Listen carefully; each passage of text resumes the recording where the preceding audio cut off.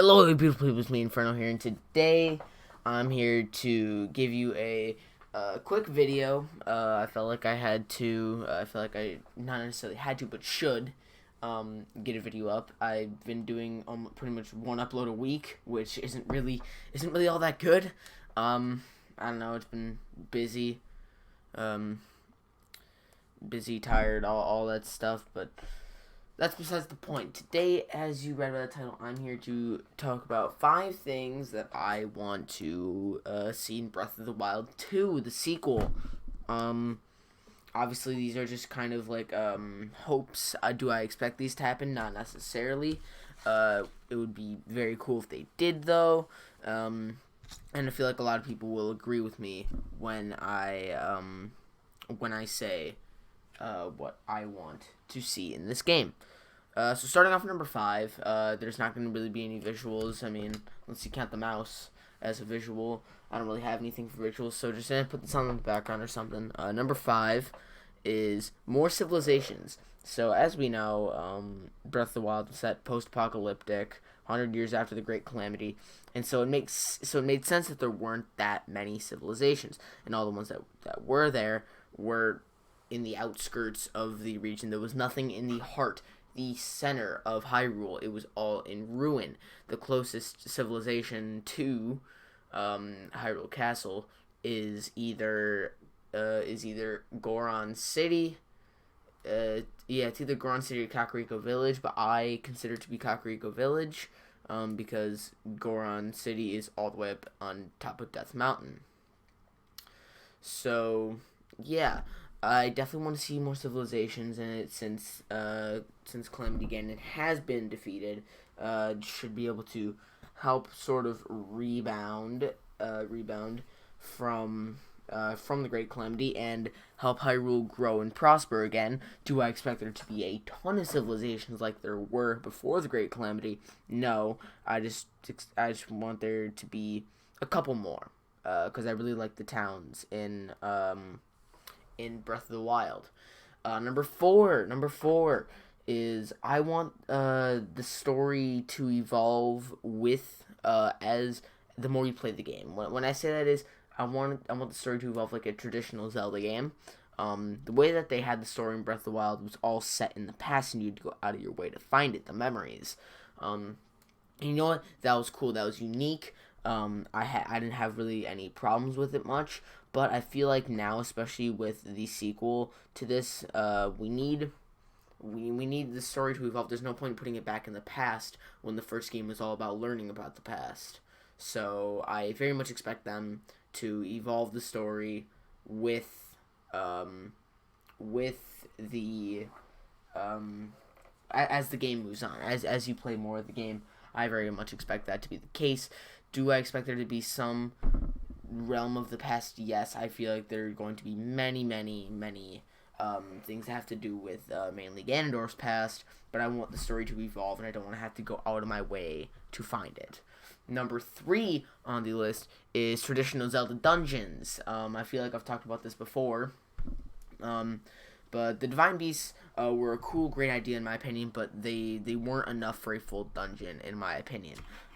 What I would want and would think to be the ultimate dungeon was to have the Divine Beasts, and then you have to complete the Divine Beasts to unlock an actual dungeon, which sounds insane, and it's a very cool thing.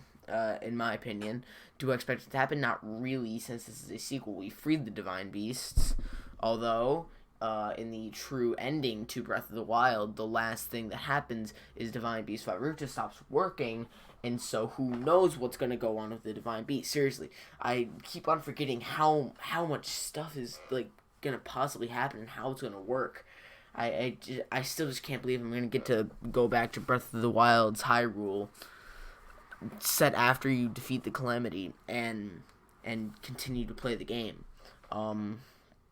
And so although I really think that having traditional dungeons would be a thing that would very much help the general fan base would enjoy it a lot more. Next up on the list is more creative bosses at number 2. Um, I didn't really have anything against the Thunderblights, but same thing as the Divine Beasts. They just weren't enough. We needed more. I want dungeons, more creative dungeons, and more creative bosses. Honestly, I don't know what to expect. I really don't. I was so shocked that they're having a direct sequel to Breath of the Wild 2 that I can really just hope, but I don't know how they're gonna do this.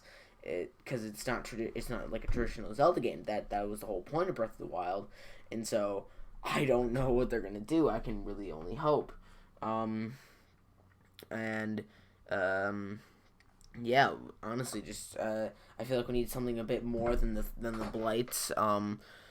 Something maybe a bit more difficult, because the first time going through, you might die a couple times, but by now, I can breeze through every single Divine Beast.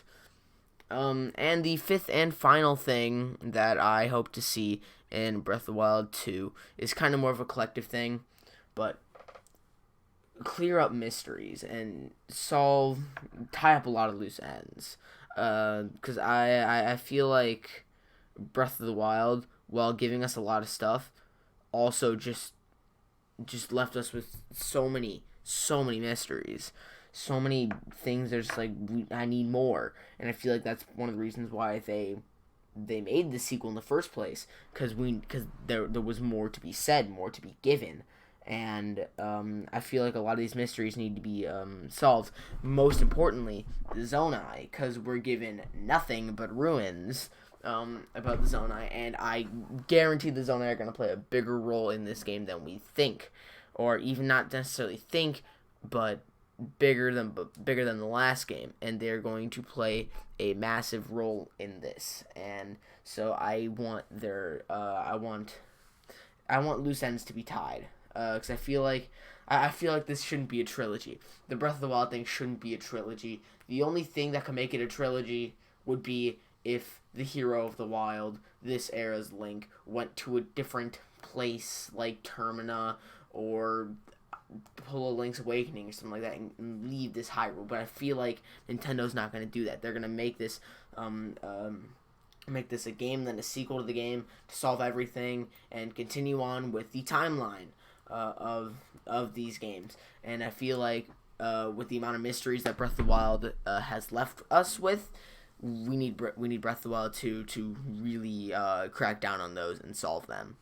So that's all for this video. I know, not too much, nothing visually pleasing, and I just wanted to make a quick video, get it out, because I felt like I should. I felt kind of guilty for not uploading that much.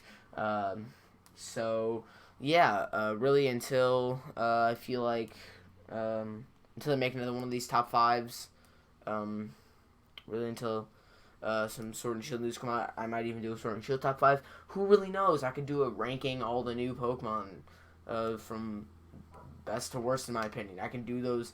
I can do the trillion tier list videos. I can finally jump on that bandwagon and make a bunch of tier list videos. That actually kind of sounds like a good idea. That's easy content right there. I don't know why I haven't done it already. It'd be a tad bit late to the trend, but honestly, I don't really care how late I am with trends. So yeah, I'm done rambling now. With that being said, I've been Inferno. I'll see all you beautiful, lovely people again next time.